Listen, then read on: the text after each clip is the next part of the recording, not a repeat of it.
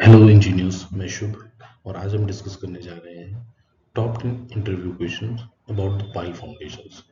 एक बहुत ही basic topic है और बहुत फ्रीक्वेंटली इस टॉपिक से क्वेश्चंस पूछे जाते हैं इंटरव्यू में।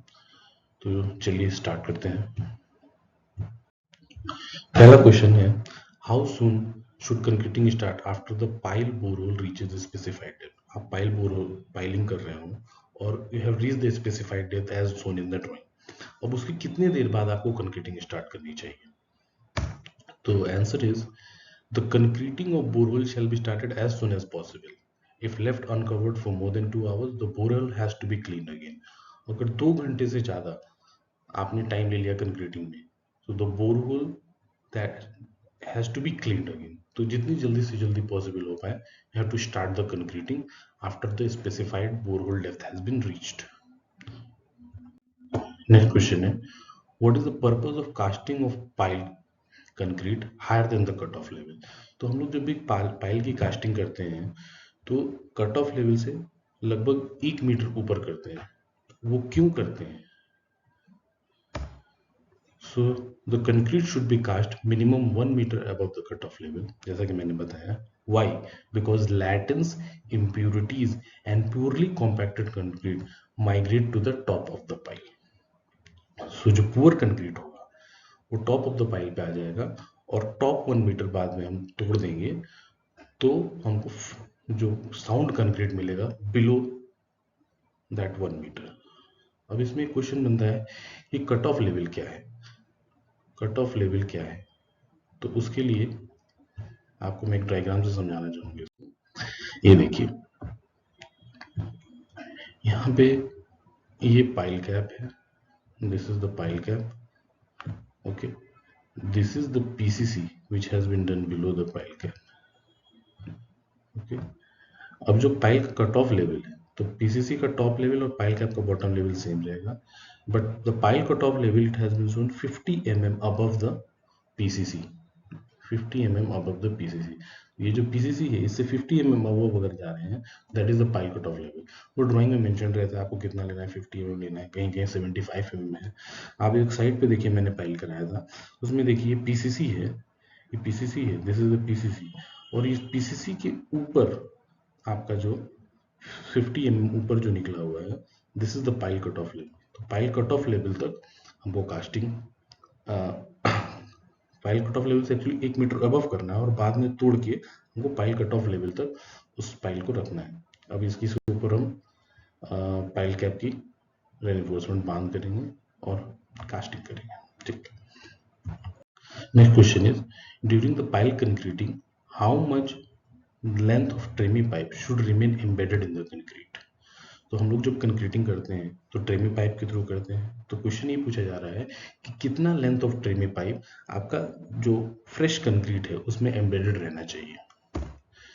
तो tremie pipe shall be kept minimum 150 mm above the bottom of the bore. आप ये ध्यान रखिए, 150 mm above the bottom of the bore रखना है। अब क्यों रखना है ये मैं आगे अभी आपको बताता हूँ। And at least 1 metre of the tremie pipe should be left embedded in the concrete at all the times. तो जो कंक्रीट वो कास्टिंग कर रहे हैं उसमें tremie pipe at least 1 metre embedded रहना चाहिए फ्रेश कंक्रीट में। आप ऊपर से निकालते जाओ, लेकिन इतना नहीं निकालना है कि 1 मीटर से कम ट्रेमी पाइप एम्बेडेड रहे कंक्रीट में, ठीक है। इसको एक बेहतर डायग्राम के थ्रू आप समझ पाओगे। ये देखिए, यहाँ पे हमने एक पाइल का फाउंडेशन किया है, पाइलिंग की है, हम स्पेसिफाइड डेप्थ तक रीच कर गए हैं। अब ये क्या करते हैं, ये हमने ट्रेमी पाइप डाला, तो tremie pipe it is kept 150 mm above the bottom of the, ये जो डिस्टेंस है दिस इज 150, ओके। तो क्यों रखते हैं? क्योंकि यहाँ से जब आप फ्रेश कंक्रीट डाल रहे हो तो यहाँ पे आपको, जब आप ट्रेमी पाइप के थ्रू फ्रेश कंक्रीट डाल रहे हो, यहाँ पे आपको बॉटम में कुछ जगह चाहिए जिससे फ्रेश कंक्रीट निकले। जब आपने फर्स्ट बैच ऑफ कंक्रीटिंग डाली तो debris and fines which have been deposited at the bottom of the borehole वो धीरे धीरे ऊपर आएंगे। सेकेंड बैच डाला और ऊपर आएंगे, जब आपने थर्ड बैच डाला तो और ऊपर आएंगे, ऐसे ऐसे करते करते टॉप में ओवरफ्लो कर जाएंगे। तो इसी पे हमारा नेक्स्ट क्वेश्चन बनता है कि what indicates that the pile concreting using a tremie has been properly completed at the site। तो क्या इंडिकेट करेगा? आप खुद बता सकते हो कि जो आपका डेब्रिस है, जो आपका नीचे पड़ा हुआ था eight the bottom of the pile, जब वो ऊपर आ जाएगा और उसके नीचे से कुछ फ्रेश कंक्रीट फ्लो करने लगेगी, then you will understand that कि कंक्रीटिंग कंप्लीट हो गई है। देखिए यहाँ पे लिखा है pile shall be trimmed until the concrete is flushed over the top of the casing and sound concrete is evident with no debris included. तब हम जाके कंक्रीट को मानेंगे कि ये कंप्लीट हो गया है। Next question, what will you do in event tremie pipe is removed from the pile concrete? आपने एक ट्रेमी पाइप से कंक्रीटिंग कर रहे हैं, ठीक है। अब आपको क्या करोगे आप, अगर आपने ट्रेमी पाइप को बाय एक्सीडेंट रिमूव कर दिया कंक्रीट, फ्रेश कंक्रीट से? ये बहुत ही इंपॉर्टेंट क्वेश्चन है और मोस्टली लोगों को इसका जवाब नहीं पता होता है। So let's see the answer. So the tremie pile shall be reintroduced into the concrete by firstly closing the end of the tremie pipe.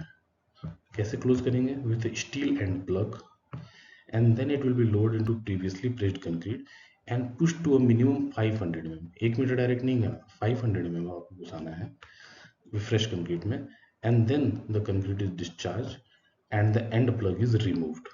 Now once the concrete starts to flow, the pipe will be pushed further. कितना further push करना है अपने को? 1 metre को अंदर ले जाने concrete के 500 mm ऑलरेडी जा चुके हैं, तो 500 mm more. So this is the method by which you should reintroduce the tremie pipe if it is removed by accident. वैसे तो रिमूव नहीं होना चाहिए, लेकिन if it is removed by accident then. Now the next question is, what is the minimum chipping time for pile top?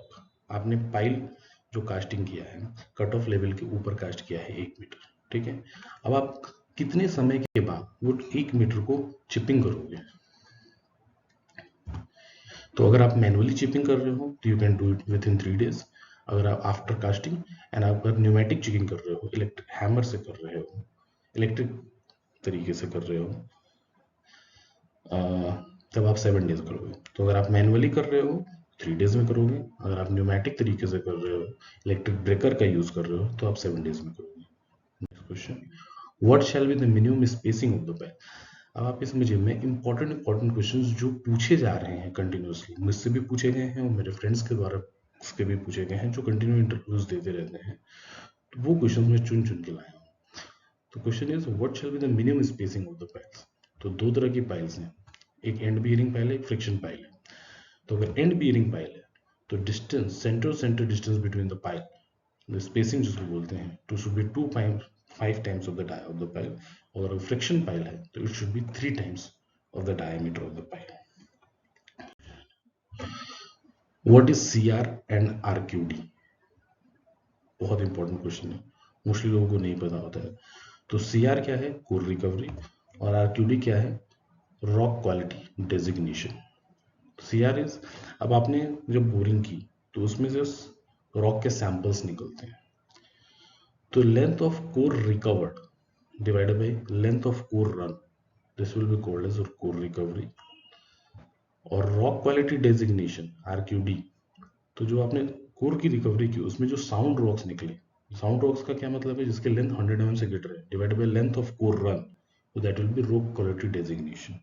So this two terms are frequently used in geotechnical engineering, core recovery and RQD.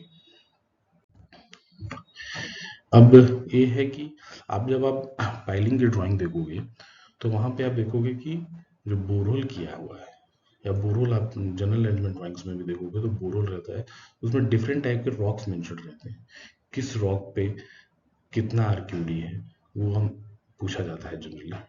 So what are different types of rocks as used in the borehole? So अगर RQD अगर less than 25% is a completely weathered rock.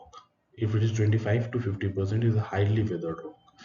If it is 51 to 75% it is a moderately weathered, 76 to 90 slightly weathered, 91 to 100 is a fresh.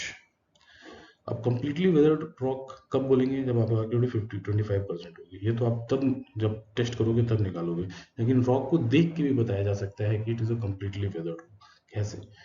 तो all rock materials are decomposed and disintegrated to the soil. अगर highly weathered है तो more than half of the rock material is decomposed and disintegrated to the soil. अगर moderately weathered है then it is less than half of the rock material decomposed and disintegrated to soil. If it is a slightly weathered rock, then this location indicates weathering and discontinuous surface. If it is a fresh rock, then there is no visible sign of rock weathering. तो best rock क्या होगा? Fresh rock. Okay. Okay. Now what are the tests which are done on a rock sample? तो आपने boring की, आपके bottom दो bore से कुछ रॉक सैंपल्स निकले, उस पर क्या टेस्ट करोगे आप? तो the sample of the rock collected shall be tested for UCS, U unconfined compressive strength test करते हैं उस पर। और साथ साथ ये हमेशा ध्यान रखिए कि आपको लास्ट में 2 मीटर्स डेप्थ के लिए बोरलॉग बनाना पड़ेगा। अब Borlaug indicating the nature of stratum and time taken in penetration of every 15 centimeter for the last 2 meter depth shall be recorded. Borelog indicating the nature of stratum and time taken in penetration for every 15 centimeter for last 2 meter depth shall be recorded. So इससे आपको pile termination criteria भी पता चल जाएगी, जो कि हम next video में डिस्कस करेंगे। So thank you for watching this video. Do like, share and subscribe.